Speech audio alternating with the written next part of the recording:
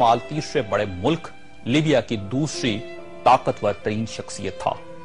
ये किस कदर अमीर और बासर शख्स था, इसका अंदाजा आप 2-3 मिसालों से लगा लीजिए। ये लंदन में था, इसे शुमाली लंदन का एक घर पसंद आ गया। इसने वहीं खड़े खड़े ये घर 1 करोड़ पाउंड्स में खरीद लिया। ये पाकिस्तानी रुपए में 1 अरब 40 करोड़ रुपए बनते हैं।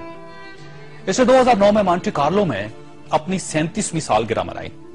ये दुनिया की महंगी तरीन सालगिरह थी, जिसमें रूस के एल्युमिनियम टाइकॉन ओलेग टेरिपास्का, सोने की कानों के मालिक पीटर मुंक और मोनाको के शहजादे अल्बर्ट समेत दुनिया भर की मशहूर शख्सियात ने शिरकत की।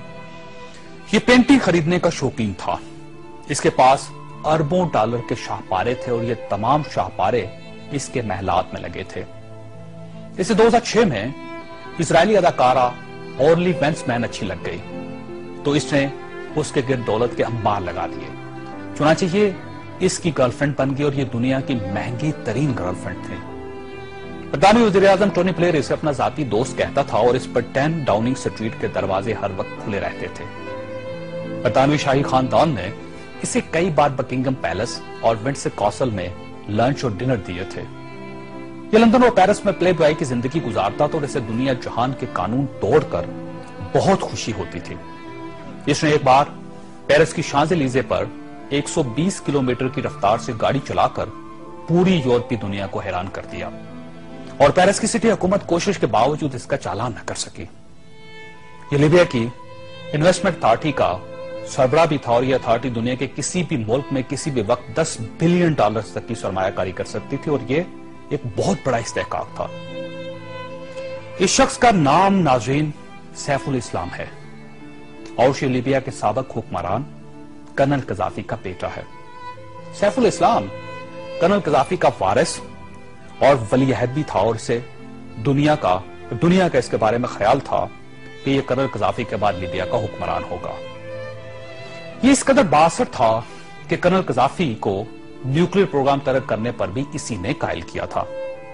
इसने बल्गारिया के उस मेडिकल ग्रुप को छुड़वाने में भी बड़ी मदद की थी जिस पर बच्चों को एड्स के टीके लगाने का इल्जाम था। बर्लिन नाइट क्लब और लाक्रोबी धमाके के मुतासिरीन को मुआवजा भी इसी के हुक्म से जारी हुआ था। अब मैं आपको इसकी ताजा तरीन तस्वीरें दिखाना चाहता हूं।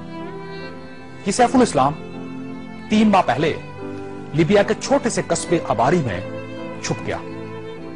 ये 2 दिन पहले 19 नवंबर को कस्बे के एक ऐसे कमरे से बरामद हुआ जिसमें बाथरूम तक नहीं था और ये बदबूदार पुराने कंबल में लिपटा था।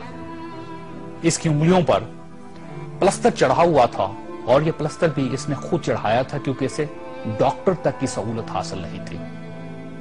ये सैफुल इस्लाम इस वक्त लीबिया की मौजूदा हुकूमत के कब्जे में है और पूरी दुनिया में कोई शख्स इस शख्स को पनाह देने के लिए तैयार नहीं जो 3 माह पहले तक मलका बरतानिया का शाही मेहमान बनता था और टोनी ब्लेयर इसे माई फ्रेंड कहता था और पेरिस की कंपनियां इसके लिए खसूसी खुशबू इजाद करती थी।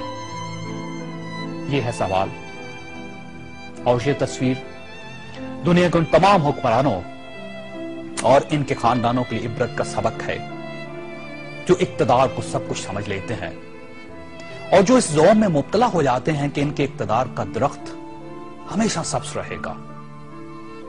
ये तस्वीर दुनिया भर के हुक्मरानों से चीख चीख कर कह रही है कि जो हुक्मरान आवाम का एतमाद खो देते हैं उनका ये इंजाम होता है। इन्हें बदबूदार कंबल भी पनाह नहीं देते।